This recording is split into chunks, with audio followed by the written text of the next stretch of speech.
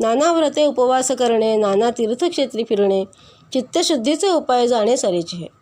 चित्तशुद्धी जाहलिया वीण, चढता न ये ब्रह्मसोपान, सोहम भावात्मक महामंत्र पूर्ण, ठसे ना चित्ती.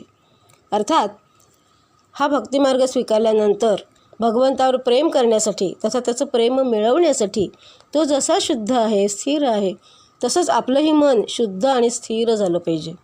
आणि यासाठीच ही सगळी पूजादी खटपट आहे. याने काय होतं, आपलं मन शुद्ध होतं, अंतःकरण शुद्धी होते.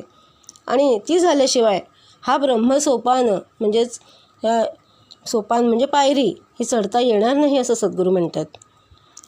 एकदा गृहस्थाश्रम स्वीकारला की गृह म्हणजे घर आलं. घर म्हटलं की तिथे आपल्या संस्कृतीत देव हे असतातच. पूर्वी घरं मोठी होती, त्यात छोटंसं देवघर असायचं. पण आता असं स्वतंत्र देवघर असं करणं थोडंसं कठीण आहे. म्हणून